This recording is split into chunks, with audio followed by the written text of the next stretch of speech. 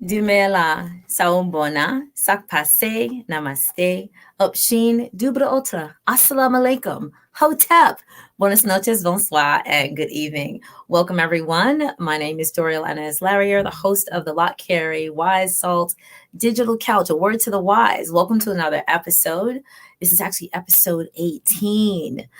Welcome to our chat where we have inspirational leaders from our Lot Carry community, whether it be our partners or our leaders within the convention, and we have a chat with them and get a word to the wise. So on behalf of our president, who is the Reverend Dr. Gina M. Stewart, our executive secretary treasurer, Reverend Emmett L. Dunn, first vice president, Dr. Jesse Williams, second vice president, Dr. James Victor, Reverend Dr. Angelita Clifton, who is the president of the Women in Service Everywhere, Reverend Dr. Brenda McBurrow, the first vice president, and Sister Lynette Richardson, the second vice president. We are so glad that you are here. Tonight's episode is sort of like a carryover. If you were with us during the convention, whether it be live or virtual, then you got to hear an amazing conversation about mentorship. Usually people think about mentorship as an elder counseling or giving advice to someone who is of their junior. But in this conversation tonight, we're going to sort of do a part two and chat with our guest for the evening, who will chat about how mentorship is both ways. Please welcome Reverend Dr. Danielle L. Brown. Hello. Hey, good evening. Good evening. Welcome. How are you? Welcome. We are fabulous. We're fabulous. So let's just take a little step back. And those of you who know Dr. Brown, excellent. Please make sure that you share it out, of course. Those who don't know, listen to why we've chosen her for our word to the wise for today. So, of course, today we're going to be engaging in a deeper discussion about biblical mentoring across the generations, the implications, the insight, and the impact to our church communities. A natural born leader, Reverend Dr. Brown, has served in various capacities where she's worked to develop and implement ministry programs and strategies. With a passion for mentoring and assisting in the development of faith and community leaders, Dr. Brown served and has mentored in Theological Seminary, with faculty, and serves on boards of trustees. Well, adding to her hat is as a co-mentor to the Pointer, Brown, Goodman Doctoral Fellows at United Theological Seminary in Dayton, Ohio, as well as past moderator of the Raritan Association of the American Baptist Churches of New Jersey, where she served on the Ordination Committee. Let's hear from a mentor of the young and the younger at heart, Dr. Danielle Brown, how the Bible actually sets up systems and strategies for mentoring, coming alongside others to share for the growth of the kingdom. Oh, wait, we also have to celebrate. This is actually her 1-year anniversary because last year in August, she was elected as the 10th senior pastor of the Shiloh Baptist Church in Plainfield, New Jersey. But you know, there's something else special with that. She is the first woman to hold that position since the church's founding in a very interesting year, 1908. I'm just saying. Welcome, Dr. Brown. So tell us, how did you even get started with this love for mentoring? Well, I think that I was well mentored throughout my life. I've had great coaches and people who have come alongside me to help in my development. And so I just like to pay it forward. I think that we should be for others, not only what we had, but what we wish we had as we kind of look back over our journeys. And so this is what I have come to. That's how I've come to kind of love it. I guess I've always been a big sister or a mentor or someone that has journeyed with people in various ways. I think some things are just kind of part of our DNA or how we're fashioned, right? That we're inclined to do certain things and respond, right, to the world around us in certain ways. And for me, mentoring has been one of those things. So in your development, and I'm sure the organizations, whether they be civic or social, someone has said to you, along the path that you need more than just one mentor. Like a mentor isn't not necessarily from, let's say, cradle to the next life. About how many mentors do you think, or how many aspects of life do you think you have a mentor in? Several. But there's different, I think, levels to this. Scripture says that you have many teachers, right? But you have not many fathers. You have but one father, right? You have many teachers, you have one father. So I think that there are levels. There are people who have mentored me in things, or different skills to help build certain skills or expertise. When I was playing sports, I had coaches, and they were mentors in their own right? But in terms of my life, right, that people that I'm accountable to for my life, that pool is much smaller. But I think that we have mentors in a range of places, a range of ways, a range of just depending on where your life is and where it's going, and what you're doing in the season that you're doing it. You can have models who will serve or be mentors in those areas. So I guess to answer your question, it's not limited to one mentor. There may be mentors who will mentor you for a season, but then there are also the people that will journey with you for a lifetime. Precisely. Excellent. Thank you for sharing that. So I do want to give just a teeny bit of housekeeping. Actually, you already see the chat sort of popping up.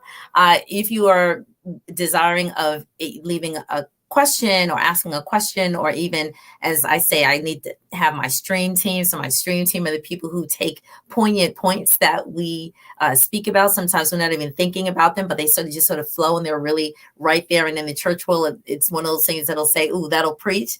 So I need people to sort of type that into the chat, and then I'll actually pull them up. And if it's a question, I'll definitely pull it up so we can engage that in the conversation as well.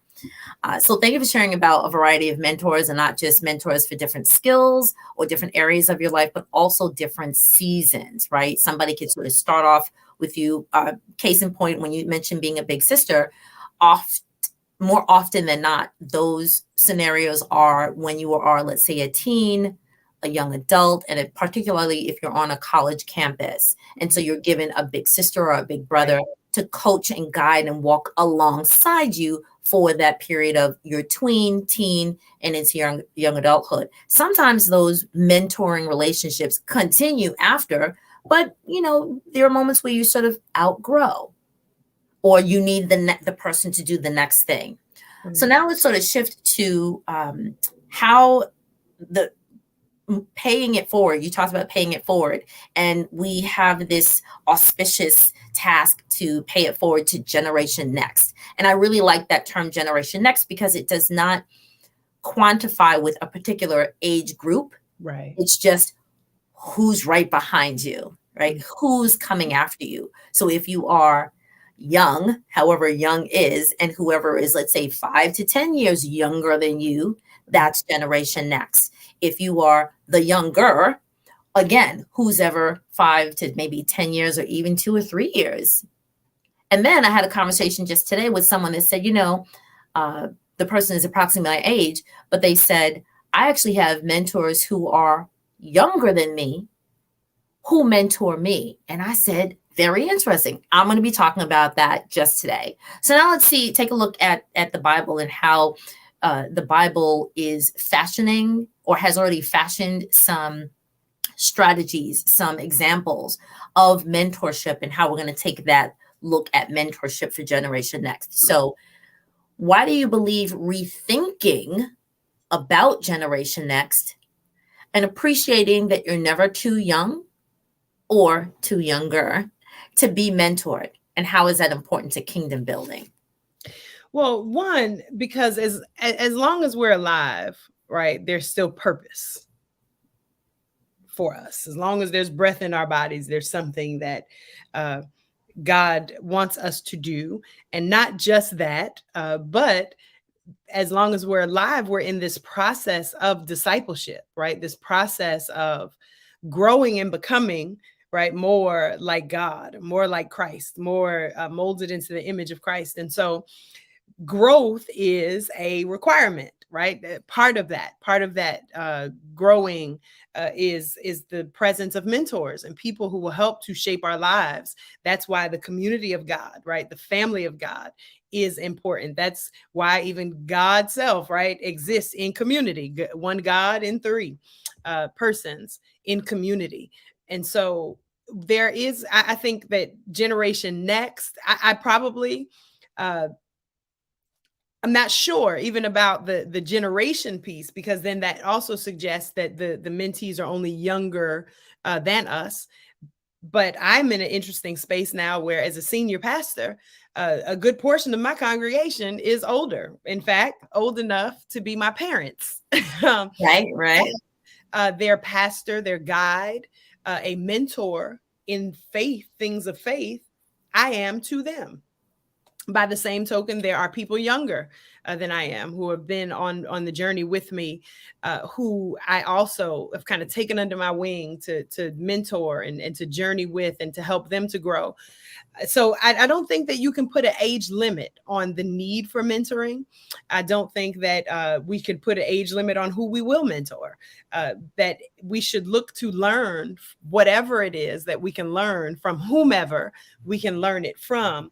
And if that means that the person is older, great. If they're younger, great. We should all be looking to mentor and be mentored, because there's growth for all of us to do it. I think scripture,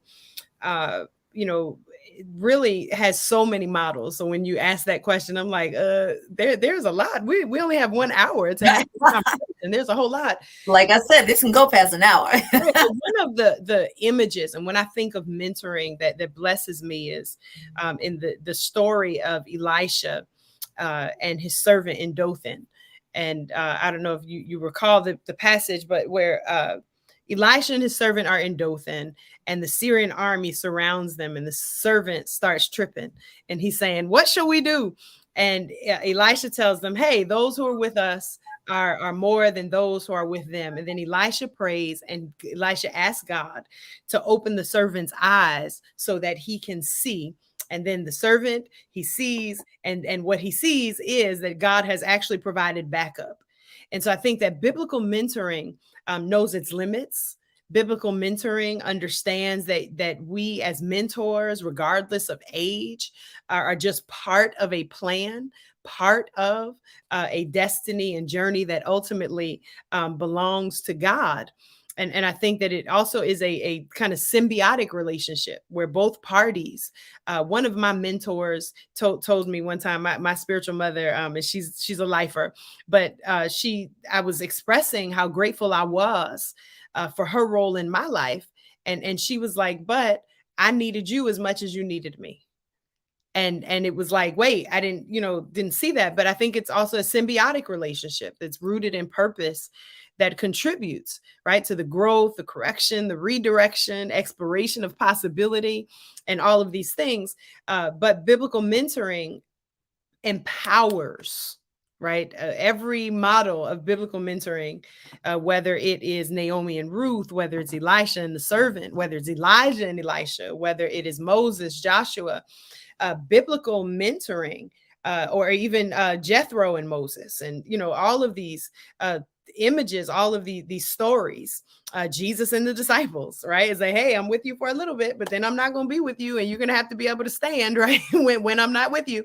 Right. And so biblical mentoring empowers us to use what God has given us, and to be able to flex and develop our own muscles in the world. But it doesn't disable us by limiting us to a carbon copy or just the perspective. I shared when Dr. Stewart and I were on the panel about a book that I was reading that she actually recommended, Along Obedience in the Same Direction. And in that book, it talks about the mentoring relationship, and they make reference to how when it comes to mentoring, we need an eye specialist rather than a painter, because the painter depicts the world as he sees it, but an eye specialist helps us to see it as it is. And I think that is the role largely of biblical mentoring, to empower us not only to see what our mentors see, but to be able to develop our insight, our discernment, and the muscles that we need to be able to see and deal in the world as we need to for our time, for our season, and really associated with our call as well. So as soon as you started talking, even though I know that you are the senior pastor of the church and therefore,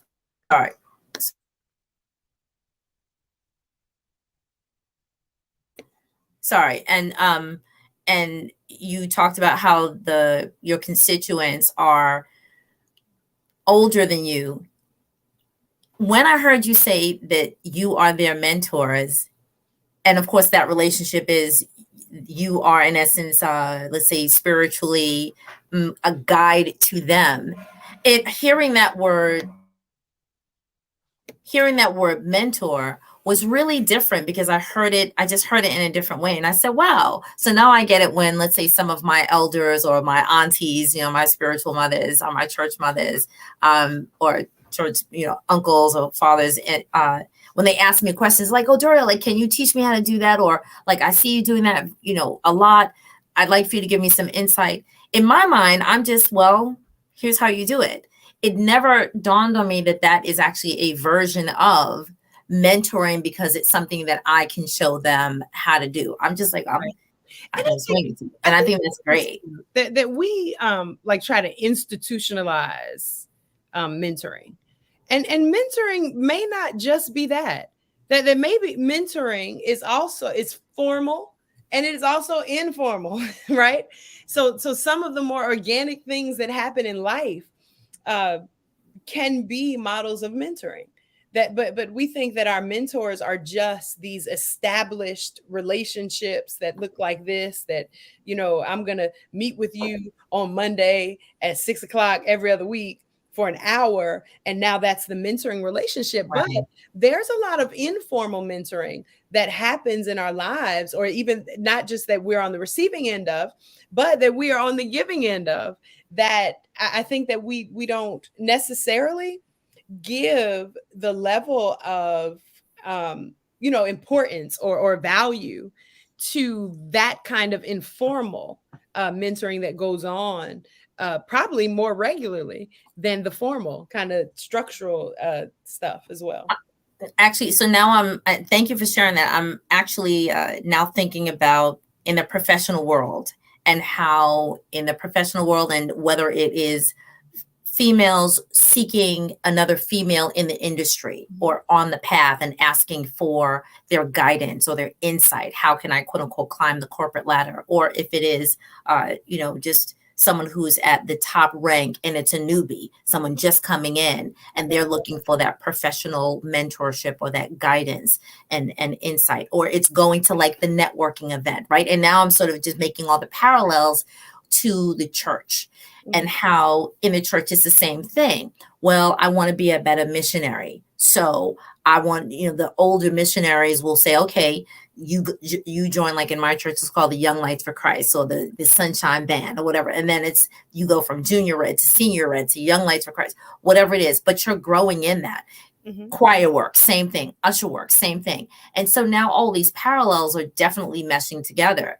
No matter, you're right, it's not like the legal, right, every second Thursday at 10 a.m., but maybe it's the phone call, and now with social media, let me send you a text for encouragement. Let me send you a word of affirmation. Let me sort of provide some insight. Or I saw you do this. Have you thought about this? Did you know here's another resource? And those, yes, formal and informal, the coming alongside to the very, let's say, instructional, go to this event, check out this conference. Right. I'm reading this book, read it with me. That, yes. So now in essence, it's like we're broadening that concept of what mentorship looks like. And even some of the things that are not, that kind of happen, the sitting around. I'm always amazed at how much stuff I learned just sitting around listening to grown people talk, right? And listen, and you just be like this. We've learned, right, about faith, about life, about how to navigate the world from sisters just sitting around and talking, right? And then knowing, on a from the perspective of one who has been mentored, right? Knowing when to talk and when to just to sit by and listen and watch. Wait, so let's throw this idea in. Let's throw this like a mother wit. You have 2 ears and Right. one mouth. Listen twice as much as you speak. Yeah. And I love to talk, right? And I do, right? And I'm also an extrovert. However, there are some settings that when God allows me to be in them, I don't do much talking because I'm listening and paying close attention to the ways that people carry themselves in certain settings, and taking my cues from how they move, and wanting to catch every pearl and that they may drop, right? Even if it's casual conversation or it's just whatever. I think that we should, when we're considering what mentoring looks like, we cannot undervalue the mentoring moments that are not formal, right? Those informal mentoring moments have so much power and value to our lives that I think that we've got to consider that mentoring too. And this fact that maybe even for the mentors that we kind of have in formal ways and that are established in formal ways, that people may not have time to always be present, that we've got to learn how to ask the right questions of our mentors, but also just when to kind of watch them, whether it's from up close or from a distance. Because I think that all of those things are also important, that people may not always have formal time to sit with you, to walk you through certain things and stuff, but it doesn't mean that their mentoring is not valuable if they don't have that time, if that makes sense. It does. I'm actually learning. Some people don't know what they don't know. Some don't know what to ask because they've never been in this space to hear the words to ask. Mm-hmm. And I'm learning for myself that naming the thing is important, because there are certain folks who, whether it be social ebbs and flows, if they're new to a space and they don't know the mores and the paradigms of that space, it may be difficult. They know that they need something, but they don't know how to ask it. And so I'm learning to sort of like call a thing, and then let people hear, this is what I'm about to do. And so therefore, if you want to listen, if you want to ask, but this is the thing I'm going to do. Simplest thing, I'm going to make, I don't know, mango curry, whatever. But if I say I'm going to make mango curry, then at least that's my end point, right? The end point. But if I just take out mangoes, you may think, oh, she's going to eat a mango. No, I'm actually going for something. Then the person can say, oh, well, I don't know how to make it. Can I watch? Or they can be like, oh, I know how to do. I'm just learning for myself, because I've seen so many people, I'll be making the thing and they think it's one thing and they just go about their business. But then like, oh, I like mango curry. Well, didn't you just see me get the ingredient? But they didn't know that that's what I was doing. So I know for myself, naming the thing so that people kind of know what's going on, and then they can choose, you want to watch, you want to participate, or you want to go about your business. Right. Or this part, right? So on the purpose of mango curry, I'm not a cooker. I don't do all that stuff.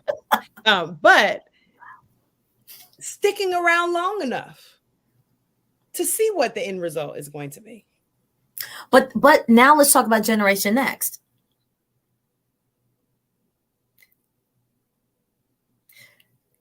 Some are thinking in such different levels that they don't know, let's keep this as an example, that at some point they're going to need the mango curry. Mm-hmm. And they just like, I don't need that. And then here it is later on, and you're like, well, I was making it.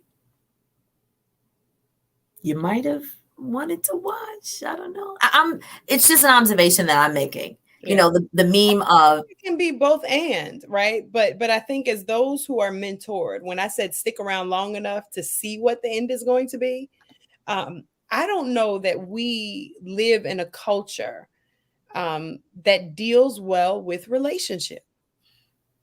right? That we want everything to be quick. And relationship does not, that's not it. It doesn't work that way, that there's no quick way of like, teach me all that you know and teach me in 3 months. Right. It's not instant popcorn. It's not the microwave generation. Like Karate Kid, when Mr. Miyagi was teaching him how to play, fight, they didn't go right to the mat.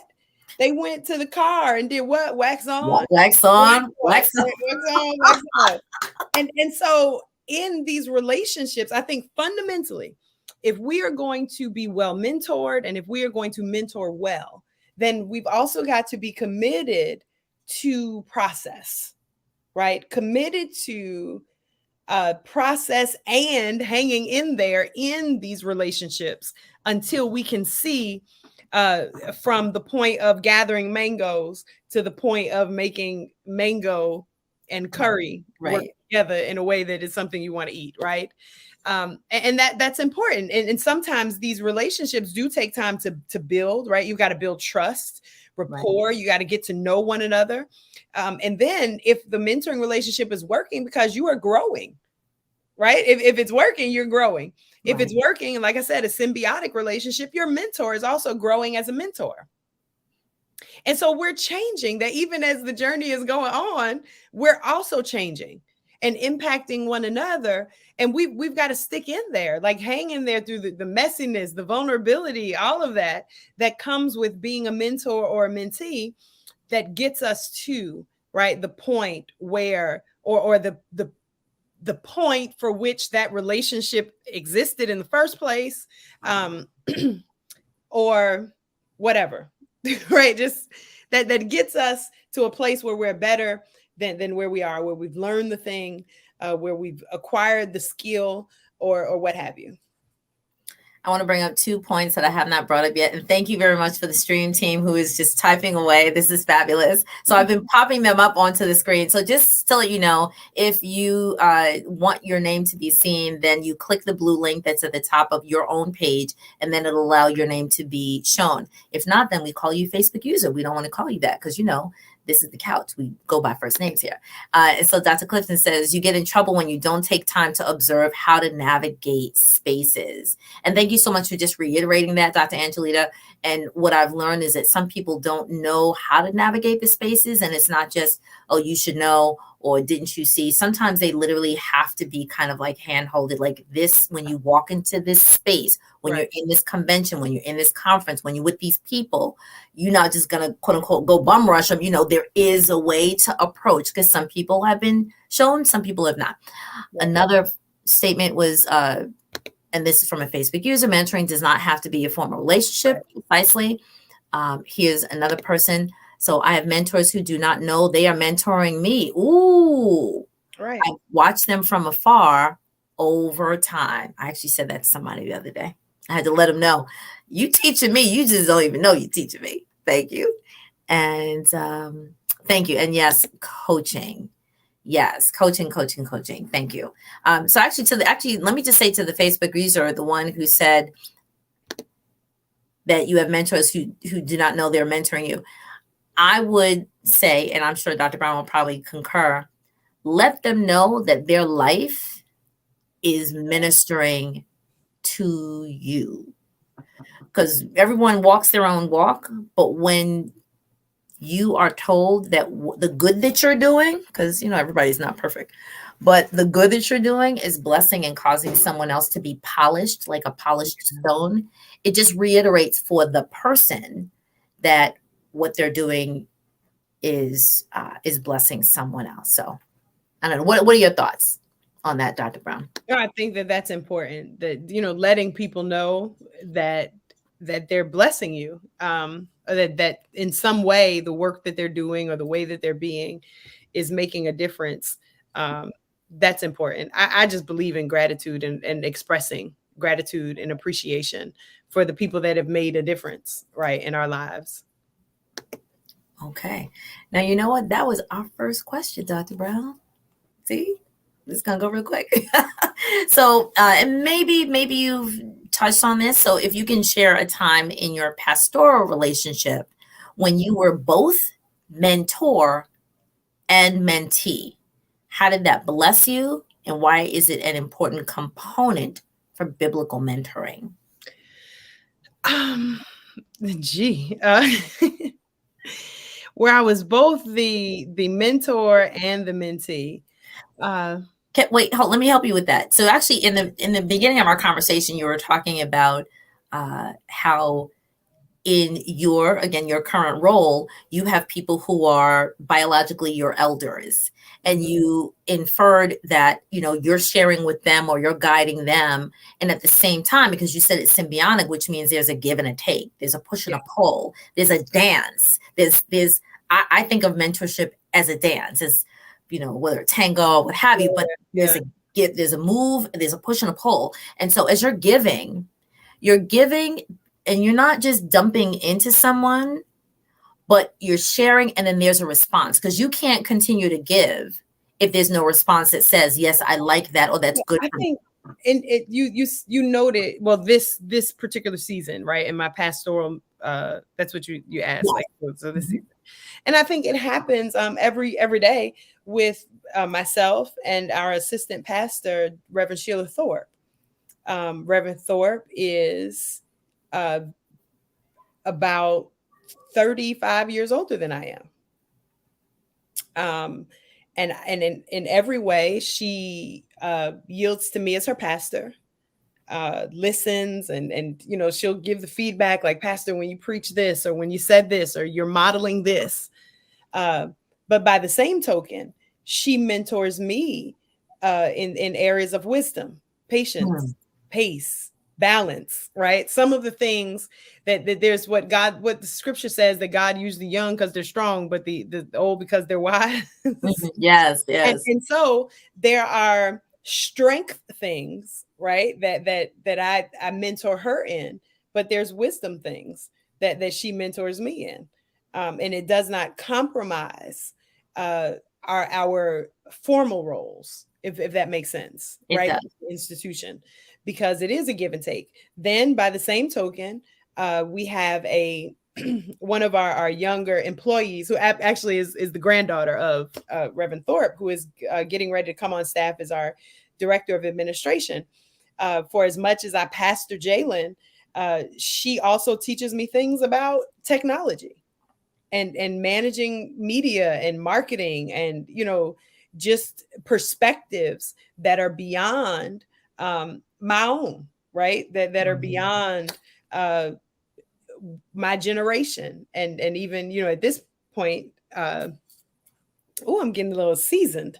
I can't just keep on living, and I'm getting a little seasoned, but also keeping me aware of the pulse of the generation, right, that is coming behind me, in matters of technology and how those things may apply to the ministry that I've been called to do. So I think it happens all the time. And especially if you're someone who's wired to learn and always kind of looking to learn and grow, you will always be in positions where you find folks that you can learn something from. I see it as being like a magnet.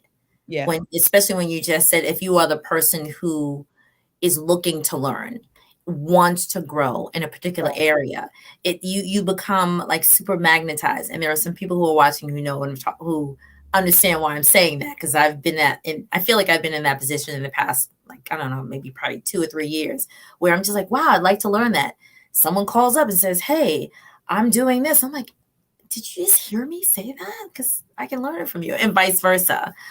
So yes, thank you, Dr. Clifton, a sponge. Yes, but if you are acting like a sponge, there is water to be sopped up. Right. So actually, so those people who are watching, this is a great moment. If there is someone who has directly mentored you, you have a formal direct mentor-mentee relationship, and you would like to give them a shout out right now, drop it in the comments below, and I will actually pull them up, because Dr. Clifton sort of started this, let's call it a waterfall. She said that Dr. Stewart, Dr. Elaine Flake, Dr. Hale, Dr. Copeland, and Dr. Brown have all mentored me from afar. So grateful to observe. So if anyone else wants to shout out their mentors, go for it. Let's give them their flowers. Like right now, it's okay. Beautiful, beautiful. So let's go to the next question, which is, how do you create a healthy environment that is safe, that is a sacred space, conducive for biblical mentoring? Well, one, I think that for starters, it is important for the mentor and the mentee to know who they're dealing with. So when we're talking about safe spaces, now we're talking about mentoring relationships that are a little more intimate, right? That you're in closer proximity. Because if you're just kind of being mentored from a distance, it doesn't matter how safe the space is, because, it's from a distance. And so you create the boundaries around that.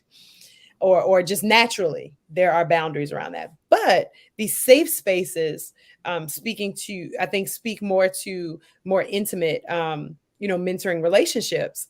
And so I think it's important for both mentor and mentee to know who they're dealing with, because these relationships have got to be filled with grace.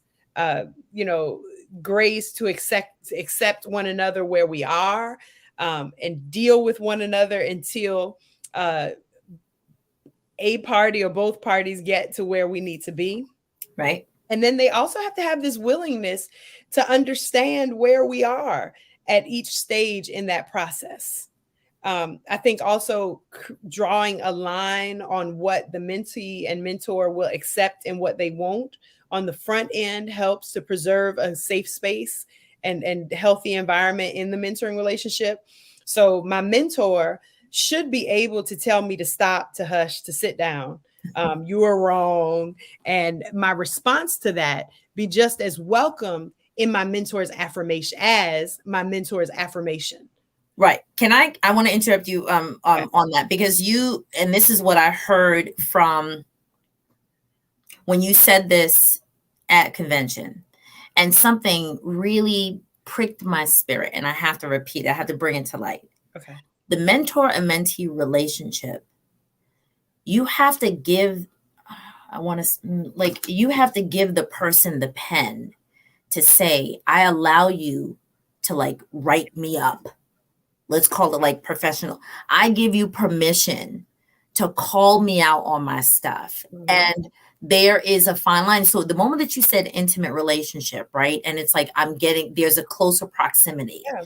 If that relationship of mentorship does not allow, like you said, somebody to be like, okay, you know what? Yeah, go sit down, because that was jacked up. Or you really realize how you impacted someone when you said that? Some people are like, well, who are you talking to? You can't. Then you know what? Then maybe let's redefine what this mentor-mentee relationship is. How close do you want me to be? How do you want me to what is it, to sign on to all your stuff? Do you want me to blow smoke? Do you you look good, or do you want me to polish you? Right. And I think that is so key. How close do you want me to be?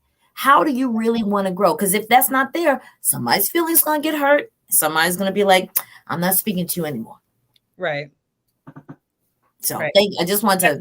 That's important. And then, asking yourself, do I really want to be mentored? Right.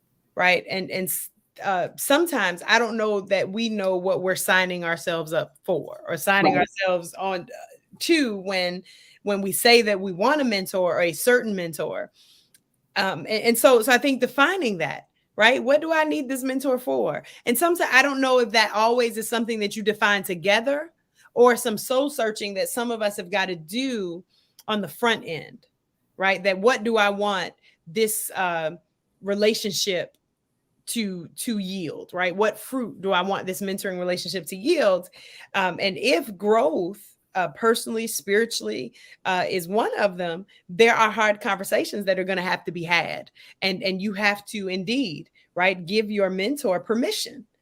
And then not just give them permission, but then do the work of yielding yourself, right, to their guidance. I wouldn't have a mentor that I can't trust to tell me the truth about me. Right. I want to just throw this in there. Now, this is this is a disclaimer. Let me just say this out the bat. So this may be uncomfortable for some people. What you just said reminded me of those who are in 12-step programs. Hold on to that for a minute. Those who are in 12-step programs, if you know anybody, if you know anybody, if you're in a 12-step program and you have a sponsor, yeah, your sponsor is the one to call you out on your stuff. They remind you of your steps. Now let's make the parallel to church, right? And I'm going to bring up a statement that somebody that mentioned church hurt. They're able to call you out on your stuff. They're able to remind you of your steps. They make sure that you come to your meetings, all of that stuff. And they keep you in check, but you give them permission to polish you. Mm-hmm. That relationship is similar to this moment. But again, the relationship of a sponsor and a sponsee, the sponsee says, I know that you're going to keep me in check, and I'm giving you that right. In mentor-mentee relationships, more than likely, if it's professional, help me get to the next step. If it's within the church, it's basically, I want to be a better me. I want to be a better me within the Christian world. Now, I'm going to bring this statement up, which is very kin. How do you build relationship when church hurt affects mentor or being a mentor or being a mentee? Now, wait, there's another question, a statement that connects with that. Here we go. So the better question is, in what way or ways do we need to understand how church hurt affects mentoring relationship? I think it's really like, be clear, say what you're here for, say what you're here to do or what you want.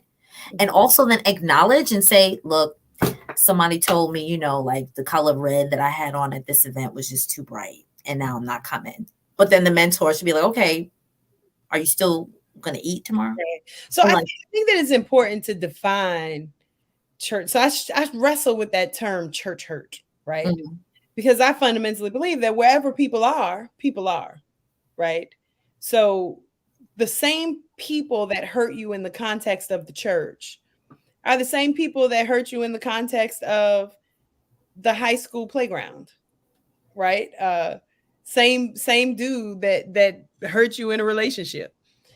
And we get upset when it happens in the context of the church and say, throw the whole church away. But when Bubba, that right there, hurt you, right? You keep going back to Bubba, right? No, I'm kidding. No, I'm not kidding. I'm telling the truth, right? But I'm just, that's why we gotta sip the tea. Or when your friends hurt you in the context of friendship outside of church, they can do the same thing that the usher did, but you'll make up with those friends and move along, right? But then when it comes to church, it's like, oh, this is church hurt, and so never again will I ever, right? We completely alter the way that we engage church people. So I think instead of labeling it church hurt, maybe hurt, right? Like relational hurt impacts us.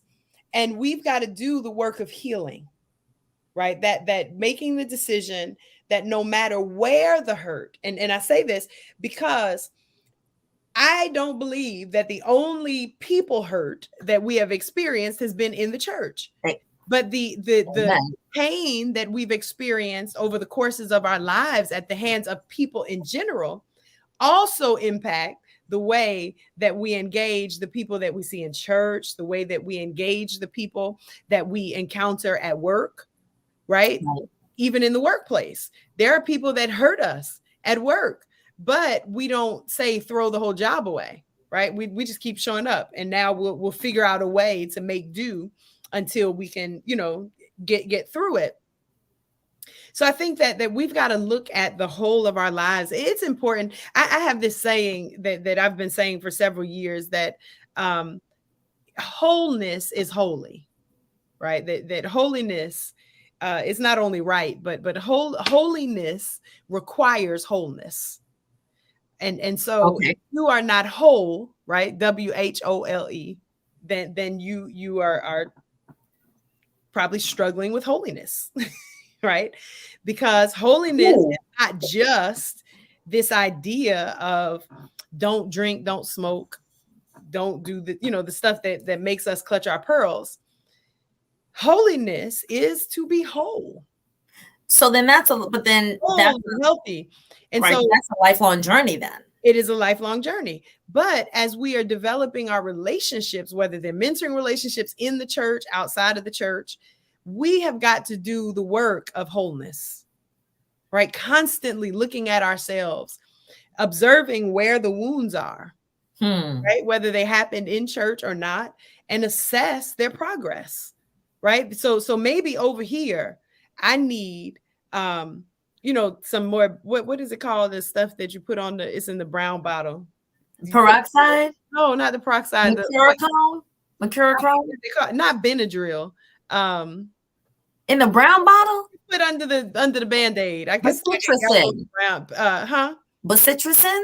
Whatever it is.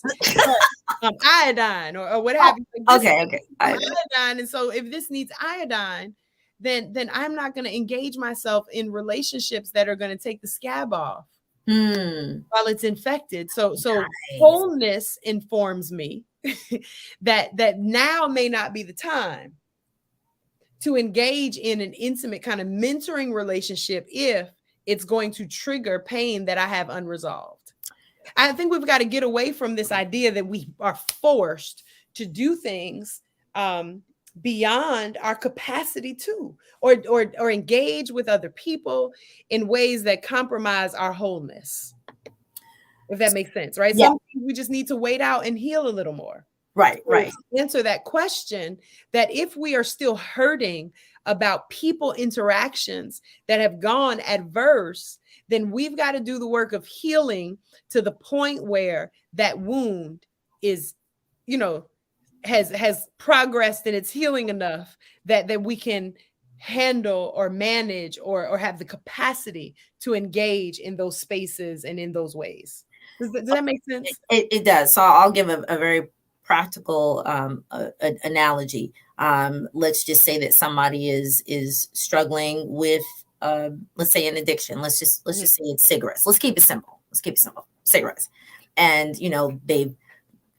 they've been off of it, their lungs have been clearer, let's just say, by the minute, by the hour, by the day, what have you. But then they go on a trip, and the people who are on the trip, they go into like a cigar bar. Right. I'm not there yet. Like, you're a month, you're 2 months, you're 3 months. You may not be there yet. Some other people, if they're out of it for 2 or 3 years, they can be like, you know what? I'm good. I can go, but I may not be able to go and sit down there for like an hour. Right. So just knowing where you are on the journey and saying that to people. Right. With emotional and relational trauma, that some things you just can't do. And that's okay. Right. It's okay if someone wants you to mentor them up close, but you're hurting. There's some things that you still have to work through. It's okay to say that. But you know what? Right now, but how about me in a year? Let's talk. Let's talk in a year. Right.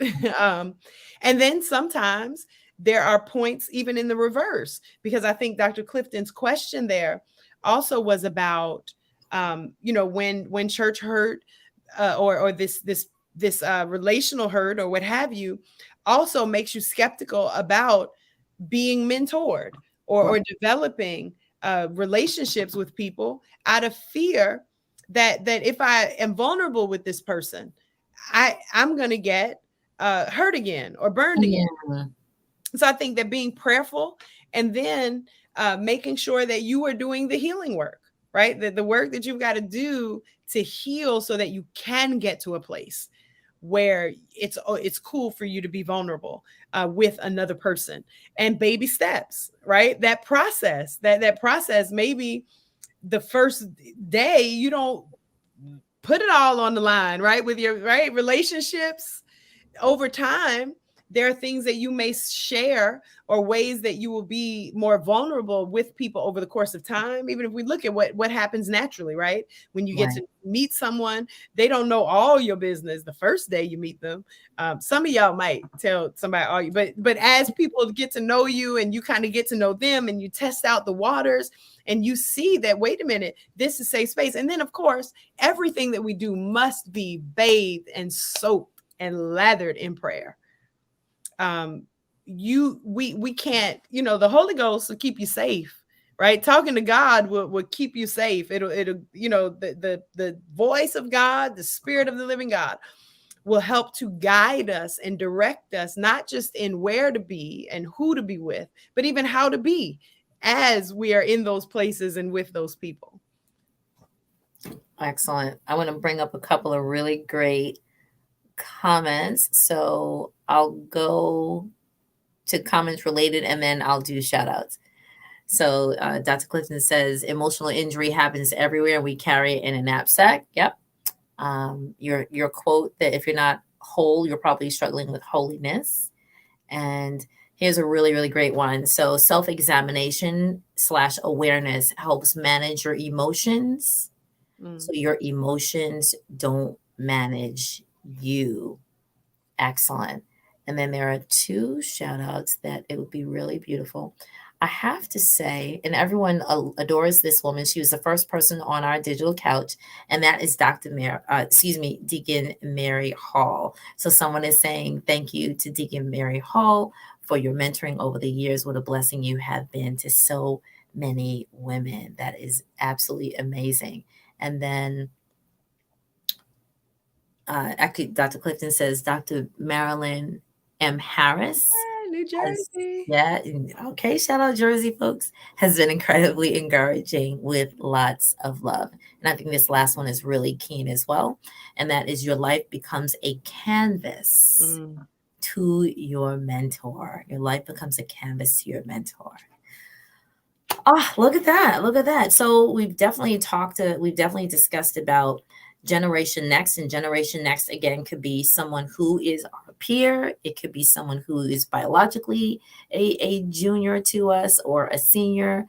It can cross paths of roles and titles, like in your case, where again some of the people who you are mentoring, again are older than you, and what you bring in terms of current skill and energy, like in the suggestion between, or the situation between yourself and your, is it your co-pastor or assistant pastor? Assistant pastor. Your assistant pastor. But then in wisdom, he brings the probably, okay, pace yourself, right? Yeah. Or are you taking some time out for yourself? Remember to do that. You can't be ripping and running 7 days of the week. Even Jesus, the Lord rested on a day, and that's key. And then also that these relationships, I'm just sort of like recapping, the relationships have to be intentional, right? They have to be intentional. There have to be some clear parameters. Yeah.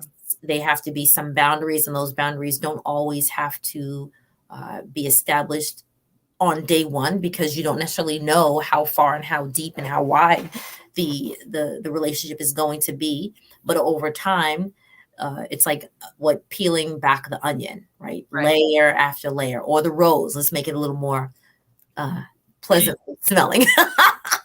Peeling back the parts of the rose. Actually, I have to admit that I was, how did they say? I was this many years old when I realized that if you peel back all of the petals of a rose, that the inside there's like the iris and the sepal, and because I've always seen rosebuds that were closed. Yeah, I literally in the last 6 or 7 years pulled back all the petals and said, oh my goodness, there's something in there. But that's like a relationship. Mm-hmm. There are some people who just stay guarded. Yeah. They stay guarded. And sometimes when you stay guarded in a mentor-mentee relationship, you're not going to get to whatever that next level is, because you're like, nah, I ain't telling you that. But if not that you have to tell everybody everything, but if you want to see growth in a particular area, you got to feel comfortable. You got to be led. You got to feel that it's a sacred, safe space with the other person, that your business not going to be out in the street. Right. But it's going to be. I think those also are ground rules that need to be clear in the mentoring relationship. For the ones that are up close, like more intimate, that listen, when we are talking, this is safe space. Right. Name it. That's what I'm saying. Naming that thing. Name that thing that I'm talking to you and this is confidential. And it works in both ways, right? In both directions. Excellent. I want to bring up these last few points. Yes, Dr. Clinton says that's why biblical mentoring is so important. And of course, yes to Deacon Hall. We love you, Deacon Hall. We love you. So thank you, Dr. Brown, for sharing your insights. We're so grateful for your investment in WISE. Beautiful. Thank you for having me. And here's another shout out, and this is especially keen at this time. So Dr. Clifton says, thank you to Sister Carol Muhammad. We are still, your name is on our lips in prayer. Sister Deborah Garner, Sister Antoinette Winslow, and Sister Ida Finney were the role models in WISE. Blessings all to the legacy that all of these women have left and continue to work within the WISE family. Any final words, Dr. Brown, to the WISE community? Keep doing the great work that you're doing, empowering women and advocating for women and praying for women all over the world. And be great mentors, and let's be mentored great, so that I think we can all become what God has called us to be, whatever that is, because we all have been called to something. But it's going to take us, right, investing in one another and receiving from one another to get there. And so thank you all for having me tonight. I appreciate this opportunity. Shout out to Dr. Stewart and Dr. Clifton and to you, Sister Lania. It's just been so great to just be here in conversation with you. Excellent. So on that note, we wish everyone well. Again, this was sort of like a part 2. We had to grab Dr. Danielle from the stage in the biblical mentoring conversation that she was with Dr. Clifton and Dr. Stewart during the convention a few weeks ago.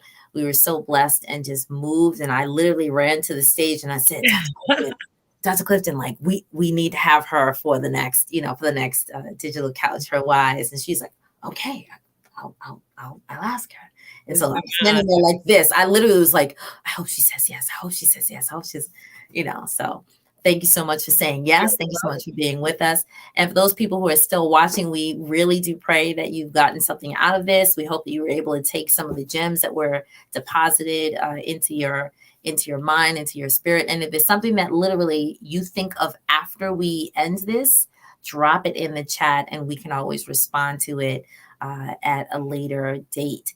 Just a reminder, those people who are, of course, part of Lot Carey WISE SALT in the Facebook group, you know that we have some upcoming events that are really, really fabulous. So please keep a watch out for them. Those people who are watching on other channels, the other Facebook page as well as YouTube, please make sure that you are inviting people to subscribe to the Lot Carey TV YouTube channel, because there is some other amazing content that is there. Those people who are connected to me and are watching me on my page, please come on into the Lot Carey WISE SALT. As long as we know who you are and know your amazing intent, we will gladly let you in. And just make sure that you're also keeping abreast of today is Thursday. We do these shows on Thursdays and the first Thursday of the month. And so, of course, Dr. Danielle and I are in Black because we stand in solidarity for Thursdays in Black, where we are stronger together. We are standing in solidarity with ecumenicals across the world that gender-based violence must be eradicated, that it is wrong, that no is no. And so we constantly are in prayer and we say the names of women across the world who are being mistreated because of their role in their gender as women. So thank you so much. Thank you so much for being a part, for standing with us. And I think there's 2 more comments. Oh, here we go. Let me just pull these up. Now you guys are Impact Together. Thank you. So Impact Together is the name of the text that we're going to be reading in September, and it's Biblical Mentoring Simplified, and it is on Amazon. Peace and blessings. We will see you later. Have a good day. Good night.